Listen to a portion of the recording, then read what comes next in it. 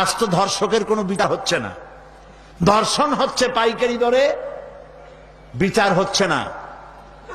আইন এমন ভাবে ঘোরানো পেঁচানো, ধর্ষকগুলি খালাস পেয়ে যাচ্ছে। আবার নতুন কিছু ধর্ষক তৈরি হয়েছে, ধর্ষণ করে মেয়েটাকে হত্যা করে। আযানিয়াতু ওয়াজ্জানি ফাজলিদু কুল্লা ওয়াহিদিন মিনহুমা মিআতা জালদা। আল্লাহ তাআলা বলেছেন জিনাকারের শাস্তি হচ্ছে 100 দোররা মারা এবং প্রাণদণ্ড দেওয়া। জিনাকারের শাস্তি প্রাণদণ্ড দাও। জিনা করেছে প্রমাণিত হয়েছে, অবিবাহিতা যদি হয় দোররা মারো, আর যদি বিবাহিতা হয় পাথর মারিয়া উড়ায় দাও। আজ তো ধর্ষকের কোনো বিচার হচ্ছে না, ধর্ষণ হচ্ছে পাইকারি দরে, বিচার হচ্ছে না। আইন এমন ভাবে ঘোরানো পেঁচানো, ধর্ষকগুলি খালাস পেয়ে যাচ্ছে। আবার নতুন কিছু ধর্ষক তৈরি হয়েছে, ধর্ষণ করে মেয়েটাকে হত্যা করে। নাউজুবিল্লাহ, বলেন নাউজুবিল্লাহ।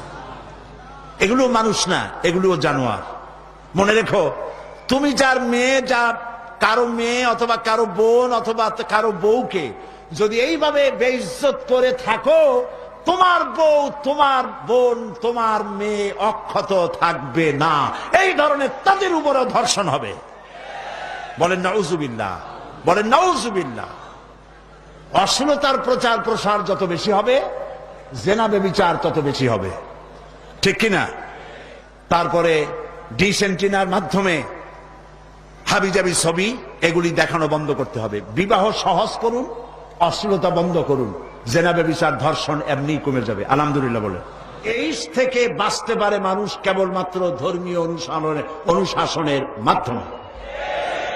জেনা নিজের স্ত্রী ছাড়া কোন মেয়ে লোক অথবা কোন পুরুষ, কোন মেয়ে লোক নিজের স্বামী ছাড়া আর কোন পুরুষ নিজের স্ত্রী ছাড়া যৌন সম্পর্ক স্থাপন করলেই এইডস রোগের সম্ভাবনা 100%।